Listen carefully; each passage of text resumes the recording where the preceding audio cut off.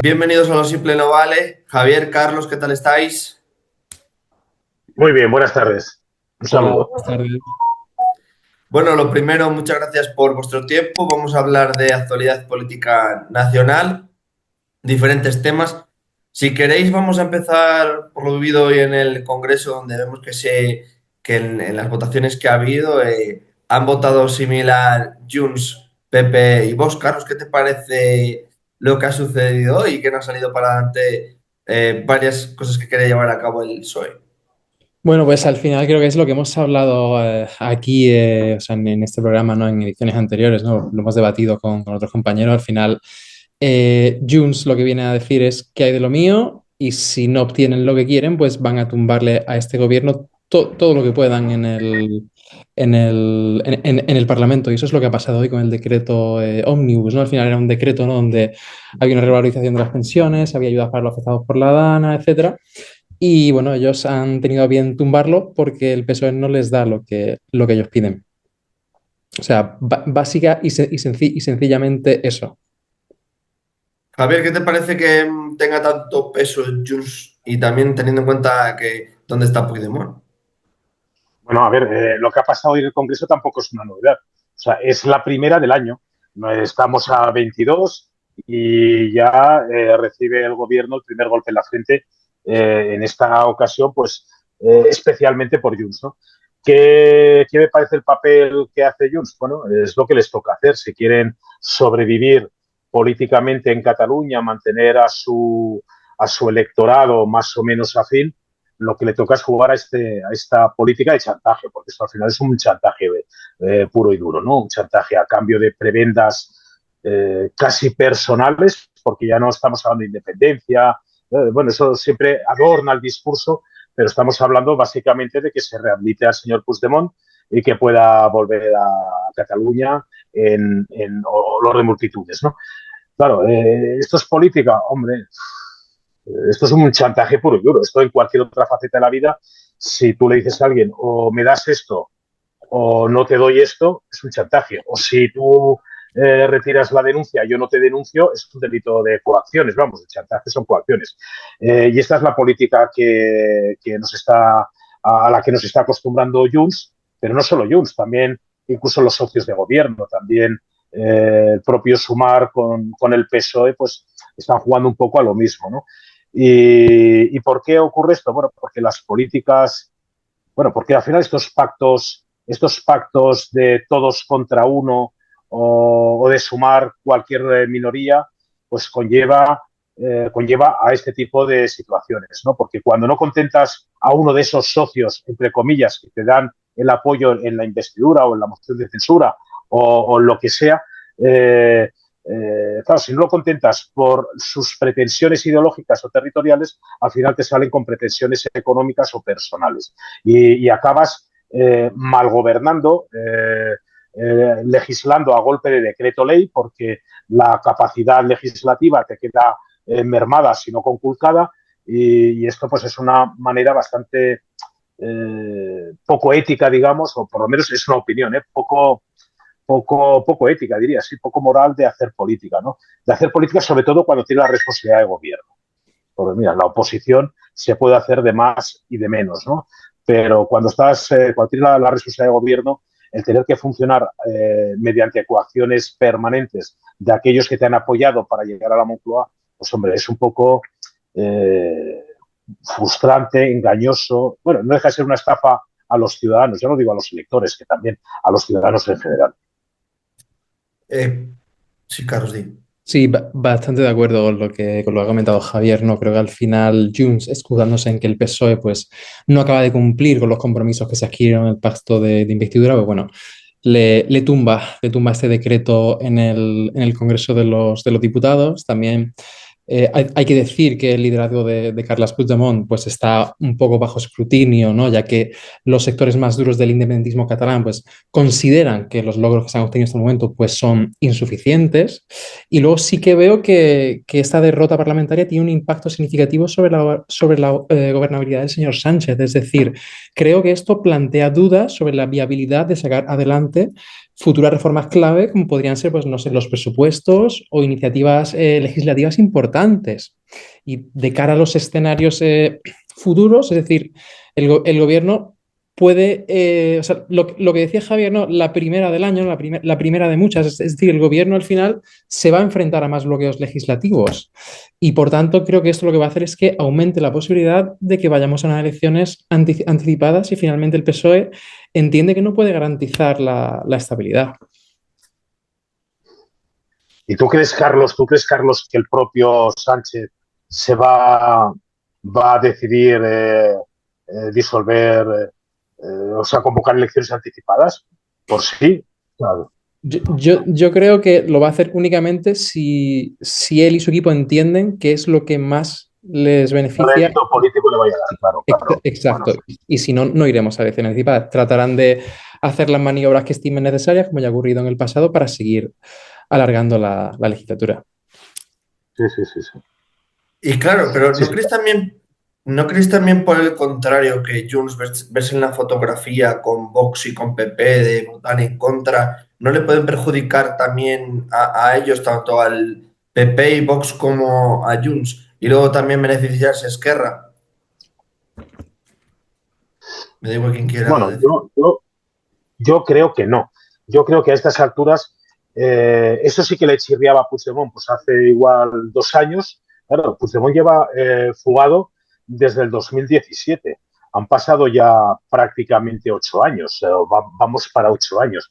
Esto 3, 4 años atrás igual sí que le molestaba esa foto con el PP, con Vox incluso, pero ahora yo creo que ya, claro, o sea, Puigdemont necesita dar algo a su electorado, aparte de su propia satisfacción personal de volver rehabilitado, amnistiado, que no acabe ni siquiera detenido un día.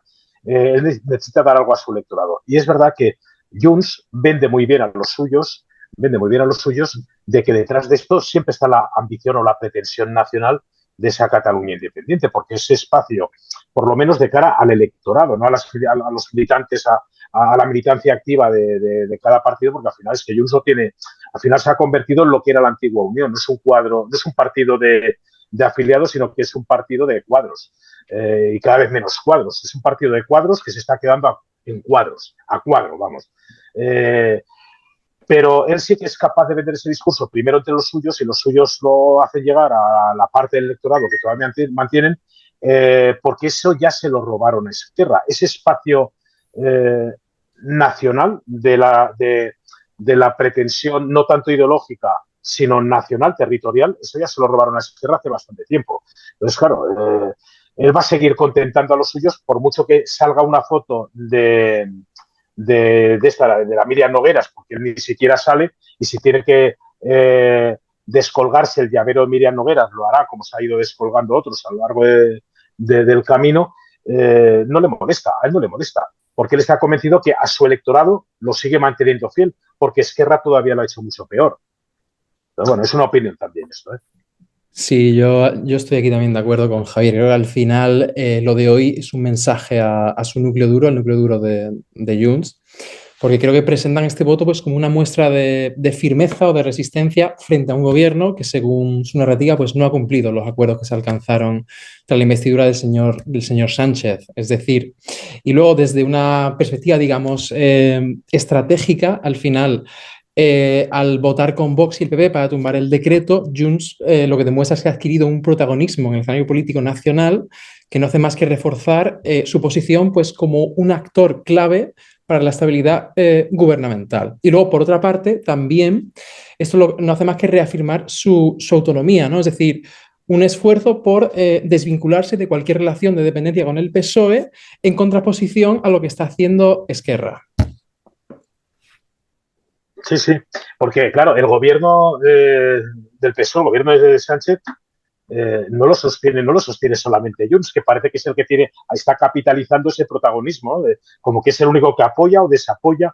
Esquerra está apoyando permanentemente al gobierno. Y sin embargo, los diputados de Esquerra en el Congreso de los Diputados son prácticamente irrelevantes. O sea, no tiene, más allá de la trascendencia que consiga Gabriel Rufián con sus tweets y sus meaditas fuera de tiesto, ¿no? O sus provocaciones. Pero más allá de eso, el papel de Esquerra a nivel nacional me refiero del conjunto de España, prácticamente es irrelevante. O sea, lo que Junts, o sea, Puigdemont, porque al final eso es un partido también autócrata, una banda autócrata, pero Junts, lo que ha conseguido en Cataluña, que es desplazar casi a la nimiedad a Esquerra Republicana, lo ha conseguido también, justamente con todas estas coacciones, lo ha conseguido también a nivel nacional, por lo menos de cara a la galería, de cara a terceros. Mira, el viernes comí con una amiga que fue compañera mía, bueno, fue regidora conmigo, pero ella estaba en su momento en Convergencia, después, pues bueno, pues después acabó,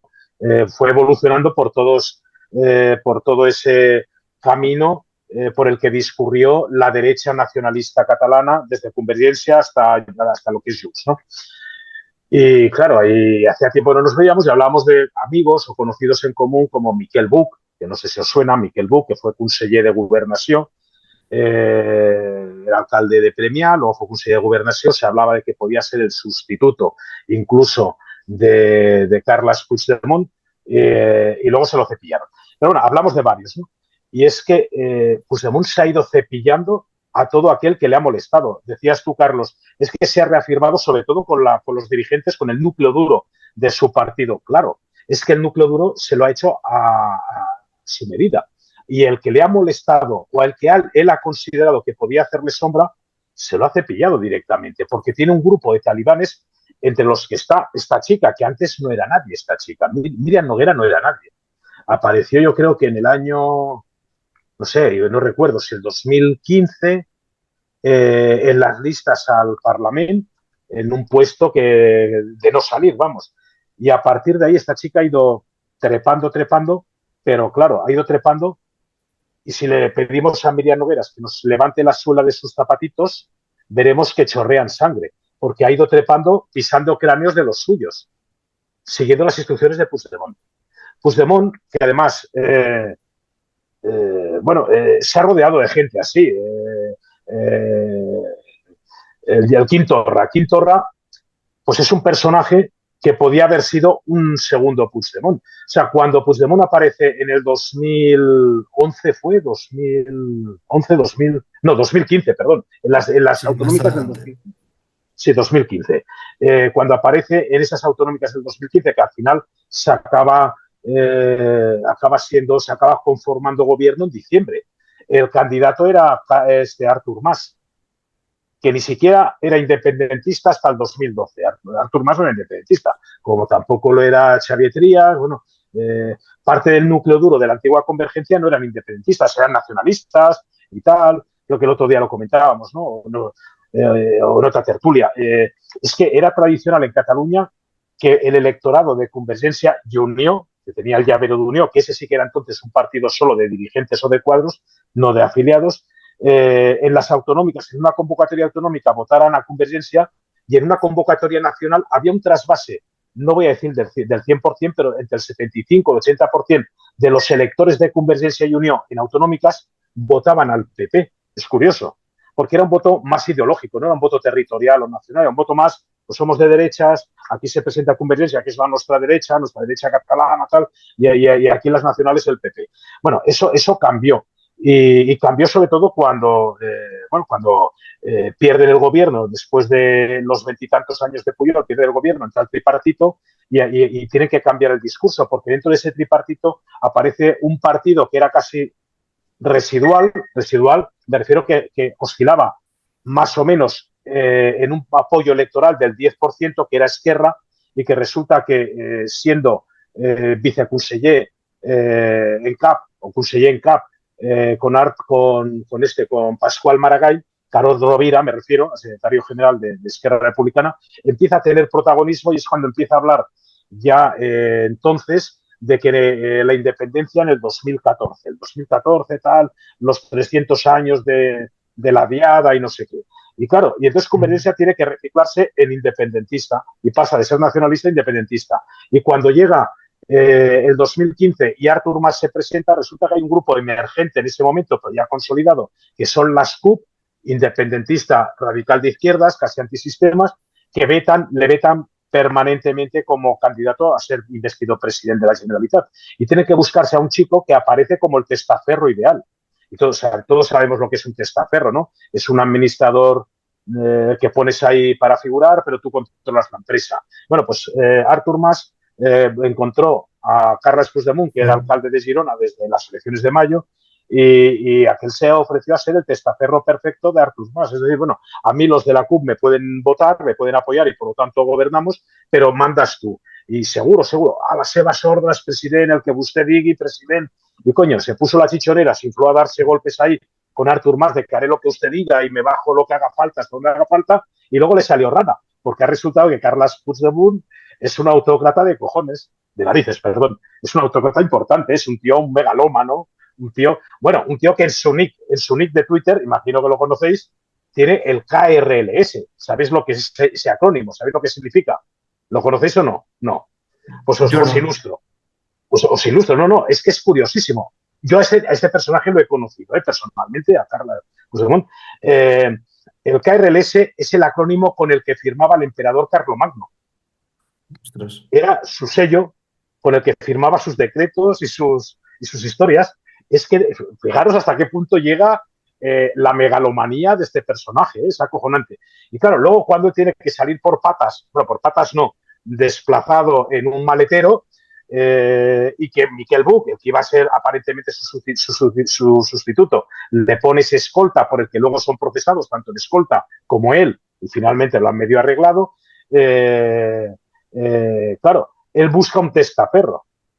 Tiene que buscar un testaferro ya una vez que se instala en Waterloo.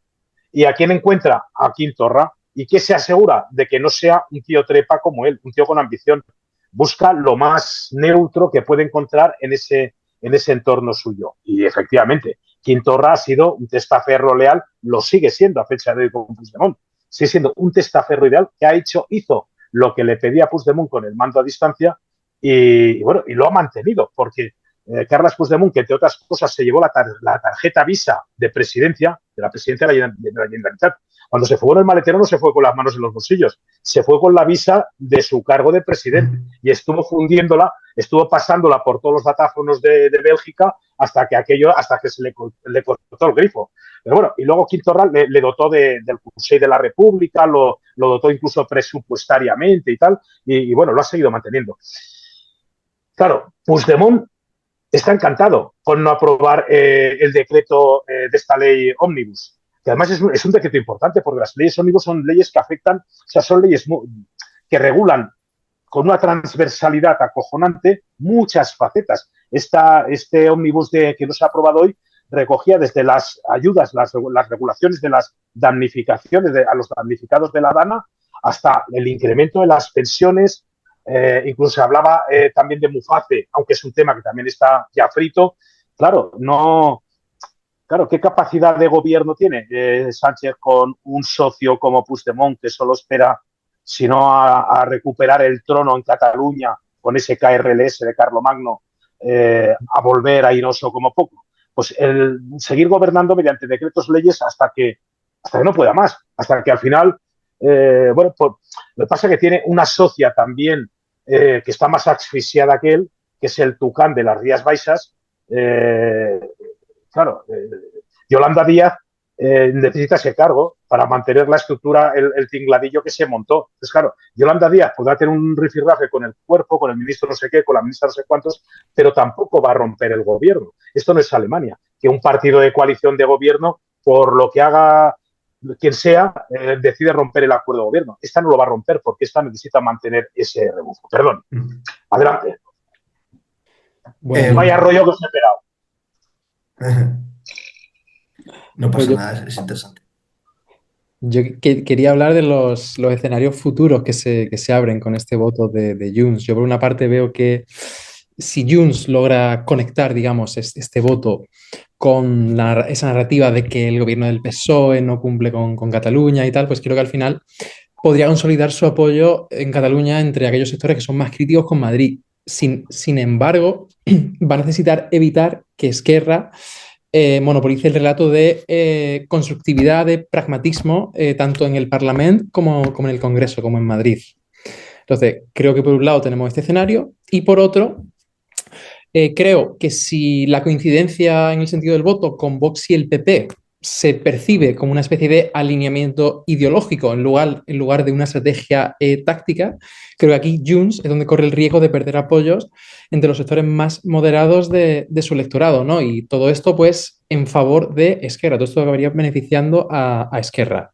Y luego, finalmente, el PSC, como es lógico, va a intensificar su crítica a Junts, acusándolos de bloquear medidas que beneficiarían directamente a los ciudadanos catalanes, ¿no? Y creo que al final este discurso del PSC podría impactar de manera muy negativa en la percepción de Junts como un partido útil en la defensa de los intereses de Cataluña. Creo que el PSOE a lo que va a jugar es a esto. Sí, estoy de acuerdo. Estoy de acuerdo. De todas formas, lo que no estoy, o sea, estoy de acuerdo en lo que has dicho, Carlos, pero el pragmatismo de Esquerra, ese posibilismo, ese aplicar el posibilismo a la política del día a día y pactar con el Estado español, con lo nacional o lo español, lo empezó a practicar en el 2017. O sea, porque cuando se fugaron todos. Oriol Junqueras también llegó a Perpiñán.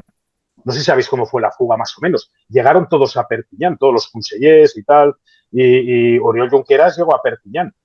Pero cuando al día siguiente no sabían, ahí comieron o cenaron en Perpiñán y no sabían si tirar para París, para Bruselas y tal, y al final dijeron, bueno, pues mañana nos vemos en París y en París decidimos dónde acabamos, si vamos a Suiza, si vamos a Bélgica o dónde vamos. Coño, Junqueras ya no apareció, porque el tío le dio la vuelta, porque Junqueras hay que reconocer, pues yo lo conozco y hasta donde sé, es un tío inteligente. Luego, pues, irá tropezando más que un pato zurdo, yo qué sé.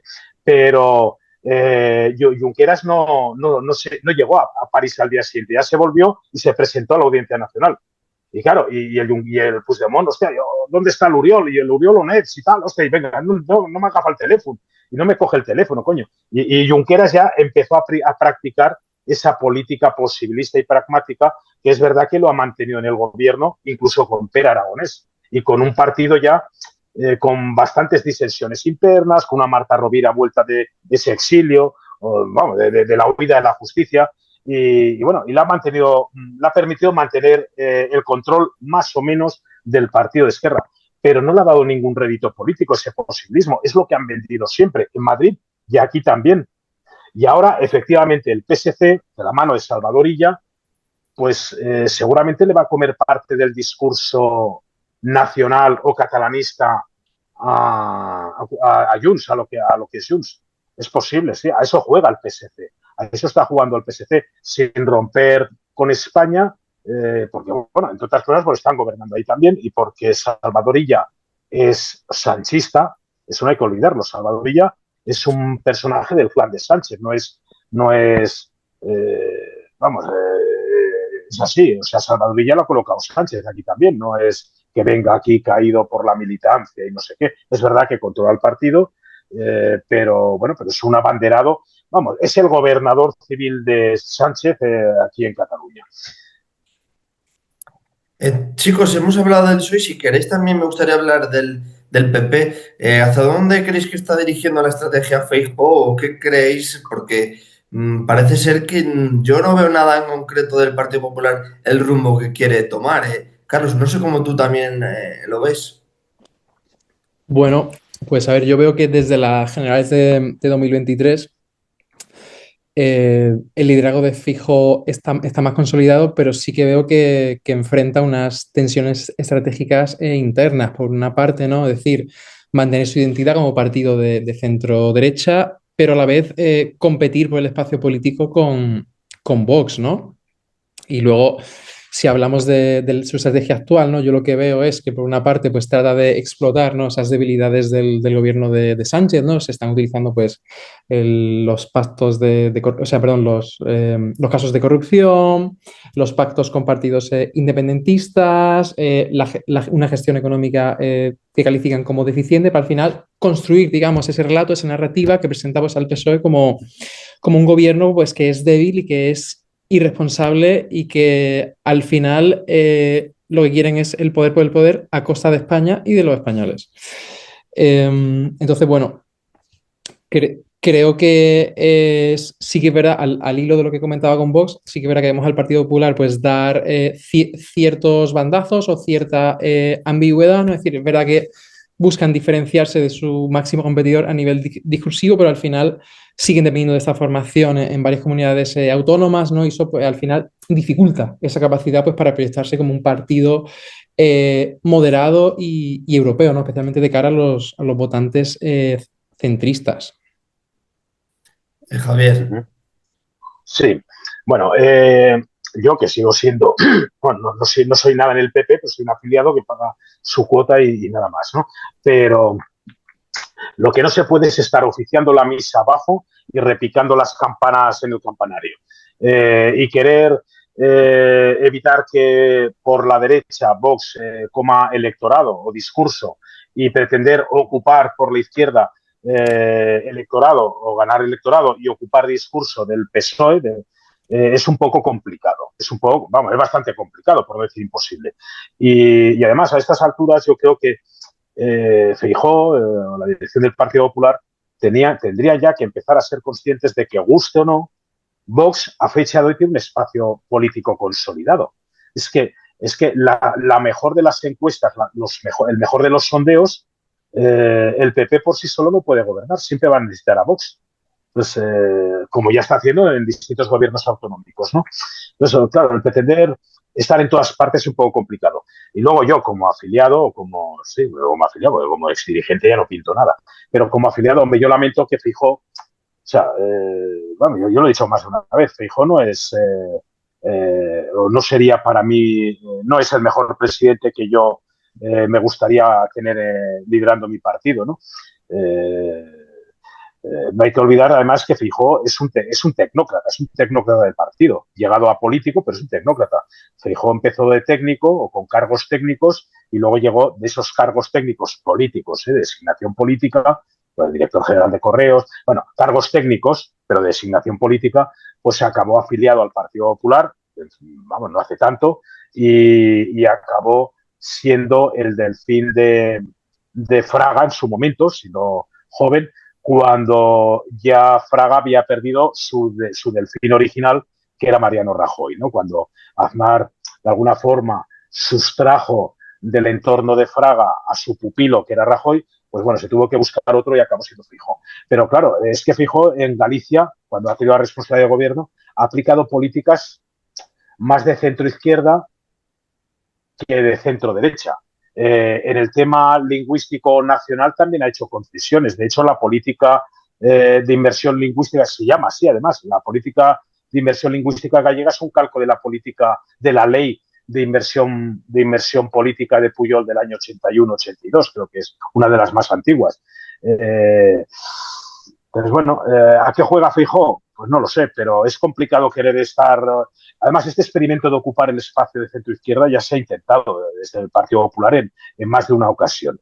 Si bien es cierto que no a nivel nacional yo creo que es la primera vez, pero a nivel autonómico, a nivel local, aquí en Barcelona, por ejemplo, cuando gobernaba el PSC en el ayuntamiento muchos años, el PP intentó ocupar, porque, bueno, claro, llegó a ser consciente de que lo que se llama el cinturón industrial de Barcelona, que son los municipios limítrofes, Hospitalet, Cornellá, Badalona, incluso, bueno, lo que es parte del área metropolitana, eran gobiernos de izquierda, o sea, de socialistas o comunistas, no de convergencia. Y que además los habitantes de esos municipios eran habitantes castellano hablantes, se dice en castellano. Es que tenemos ya el fallo de dar por palabras catalanas como, bueno, castellano hablantes. Y se decidió hacer una maniobra de aproximación o de ocupación de ese espacio de izquierdas españolista, pero que ya no estaban contentos con el PSC, que ya se aliaba con Esquerra y con los independentistas, y no salió bien. Es más, de aquellas primeras tormentillas, acabó apareciendo lo que luego fue Ciudadanos, que sí que fue un partido que nació con esa vocación ya de centro-izquierda, español, constitucionalista, y bueno, y ahí se mantuvo muchos años. Y acabo. Vox, o sea, el PP, si quiere gobernar, a fecha de hoy tiene que contar con Vox. no puede pretender estar siempre enzarzado en disputas, en quitar electores, porque además es que, aunque sea verdad que parte del electorado de Vox, una parte muy importante, eh, eh, proviene de lo que era el electorado tradicional del PP. Pero tendrá que asumir esta realidad. Y el día que a Vox le pase como le ha pasado a Podemos es cuando quizá pueda intentar recuperar ese espacio, ¿no? De recuperar, volver a levantar la bandera que en su momento desatendió y que Vox le quitó. Carlos, sí. Sí, bueno, yo lo que veo sobre todo es que hay tres retos para Feijóo, ¿no? Es decir, por una parte, ser capaz de neutralizar a Vox como competidor, y creo que esto te implica al final pues recuperar votantes conservadores sin terminar de adoptar posiciones que te alejen de ese electorado centrista. Luego creo que otro punto muy importante es el tema de las alianzas funcionales con partidos como pudiera ser el PNV, que ha sido un aliado estratégico en el pasado, ser capaz de cultivar una alianza con los nacionalistas vascos de cara a poder obtener una mayoría parlamentaria en el Congreso.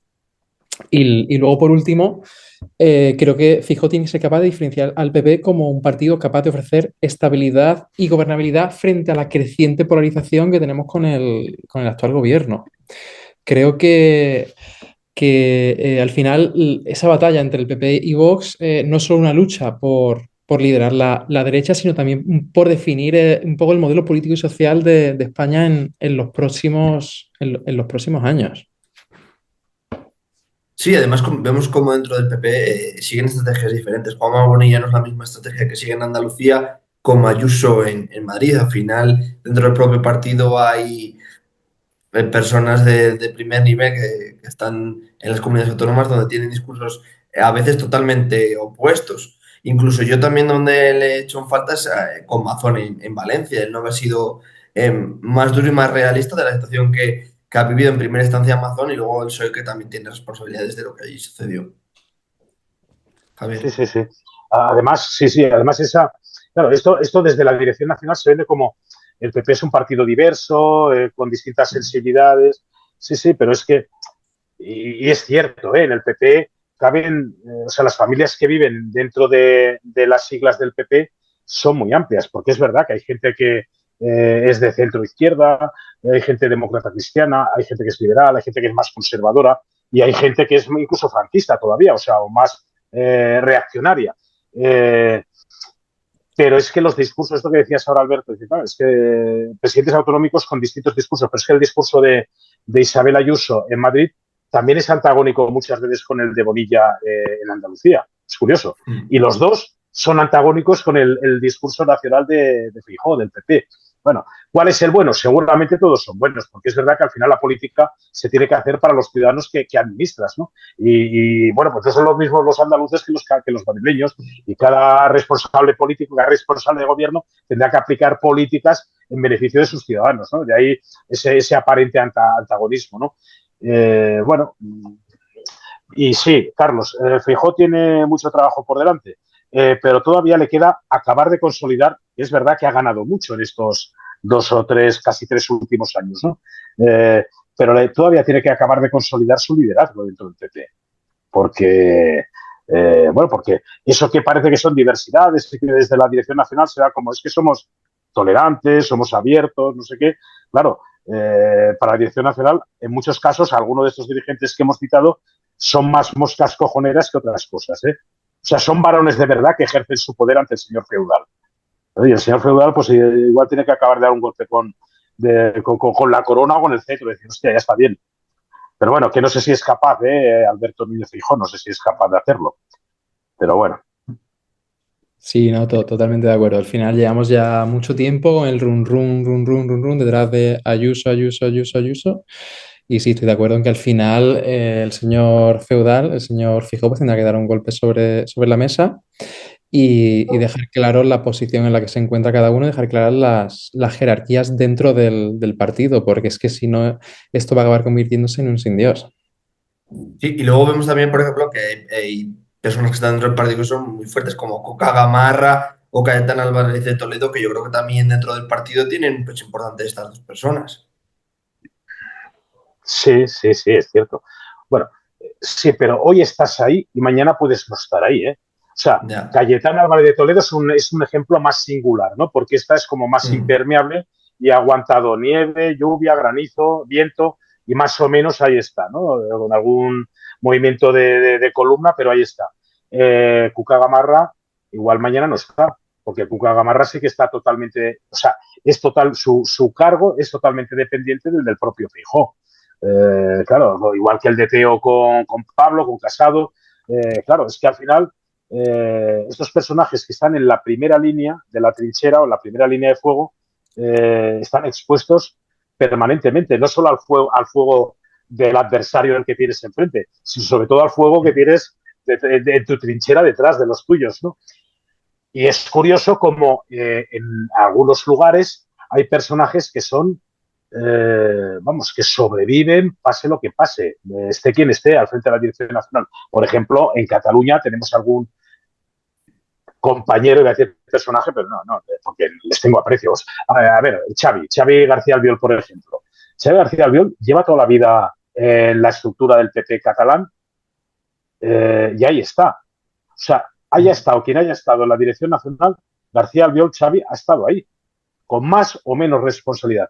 Yo recuerdo un día que, o sea, es incombustible. Lo que quiere decir que hay personajes que son incombustibles. Dolors Montserrat, incluso, la que fue ministra de Sanidad y Ostras. Seguridad Social. Bueno, pues ahí Mm. está, ¿no? Y se baraja como posible sustituta de no se sabe quién, de Alejandro Fernández, que es el presidente de Cataluña todavía.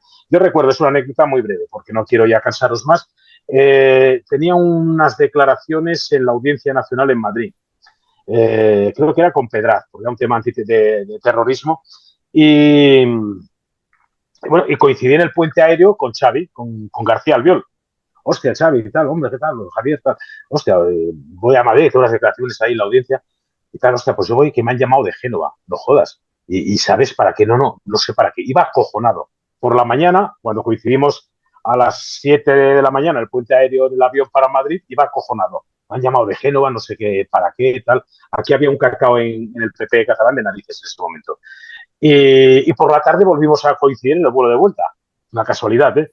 Hostia, ¿qué te han dicho? No, hostia, no te lo vas a creer. Me han nombrado coordinador del PP en Cataluña. O sea, él pensaba que se lo iban a cruspir allí como una palomita y lo nombraron responsable del partido en Cataluña.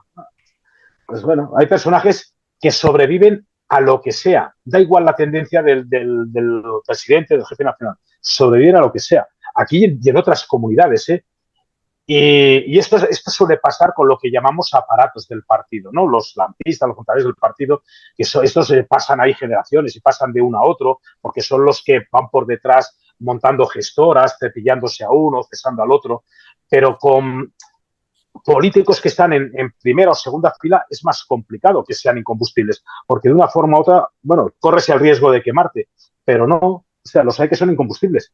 Y García Albiol es feijista o feijosista. No, yo sé que no. Pero es que seguramente Xavi no es ni de Feijó, ni de Casado, ni de nadie. Xavi es de él y por eso hace esa política tan peculiar en Badalona que arrastra votos y gana por mayoría. Porque además es un tío que, bueno, si lo veis en Twitter o lo seguís, coño, es que el tío, coño, va con la policía local, la Guardia Urbana, se llama Guardia Urbana como en Barcelona, va con la Guardia Urbana el tío, el alcalde, el primero, coño, ahí con una chupa de cualquier manera y las Martins casi, y se planta y les planta cara a unos ocupas, o va y les corta la luz ahí el tío Mm. con la policía local. Pues esto es lo que espera la gente, un político directo que le resuelva problemas básicos. Es curioso, es incombustible, pero sobre todo es que claro, ¿quién se lo va a cargar a García Albiol?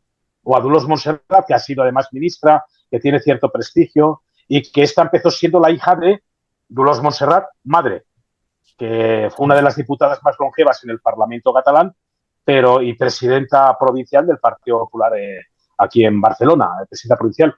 Pero solo era la hija de la Dolors Montserrat, madre, no era nada más. Y abogada como yo y tal, y en el turno oficio además. Y bueno, y nadie daba un duro por ella, pero mira, luego pam, pam, pam, hostia, se colocó allí y nadie, bueno, y ha resultado que, bueno, lo que ha hecho lo ha hecho aparentemente bien y tiene su claca detrás que también la apoyará para lo que sea. Porque al final los partidos funcionan así. Dolors Montserrat Madre, por cierto, me dijo en una ocasión, no quería que yo fuera candidato, siendo ella presidenta provincial. Y me dijo, no, porque tú estás frito y no sé qué. Y dije, ¿yo frito? No. Y yo busqué apoyo territorial y claro, y le planté cara. Pero de entrada la pájara me dijo literalmente, Dolors Montserrat Madre, la pájara pues, es una forma cariñosa, pues le tengo cariño.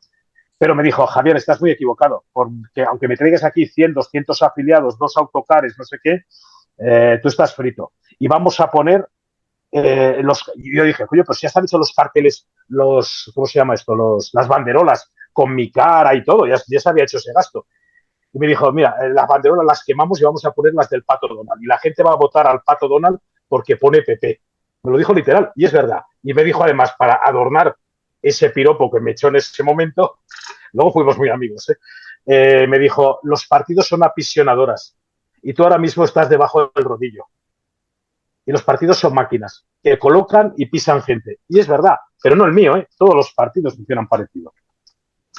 Otra chapa que os he dado, de abuelete. Al final me digo, es que pegas unos rollos, se nota que eres un abuelete traspisonda. Y pues igual, sí. Bueno, Javier ha traído a colación a un crack desde el punto de vista estrictamente comunicativo, como es Xavi García Albiol. Bueno, allí en Badalona pues ha demostrado ser un experto en captar votos más allá del Partido Popular. Recuerdo en las últimas autonómicas una pancarta que colocó en el centro de la ciudad que venía a decir algo así como no quiero cambiar tu ideología, quiero cambiar Badalona. Y sin el logo del Partido Popular y con el color amarillo asociado al independentismo en ese cartel. Y ese me parece una figura de verdad maravillosa. Podríamos estar aquí horas y horas hablando de él, casi que podríamos hacer una tesis de Xavier García Albiol. O sea, de verdad, me parece una figura magnífica, maravillosa. Pero volviendo al tema que aquí nos compete, que es el liderazgo, el tema del liderazgo dentro del Partido Popular, yo sí que veo que puede haber unas ciertas ventajas en el sentido de que tengamos una diversidad de liderazgos dentro del partido, ¿no? Al final pues, se proyecta como un partido amplio, lo que comentaba antes Javier, ¿no? A ver, las diferentes familias que hay dentro del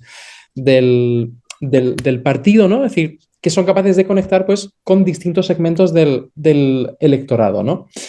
Y por otra parte, demuestran pues la adaptación territorial, ¿no? El ejemplo que yo ponía hace un momento de García Albiol, ¿no? Cuando, por ejemplo, cuando Feijóo estaba en Galicia, ¿no? Es decir, eran campañas, las de Feijóo muy regionalizadas, es decir, blanco y azul, el color de Galicia, minimizando, incluso escondiendo el logo del Partido Popular, y así es como se han logrado grandes mayorías absolutas.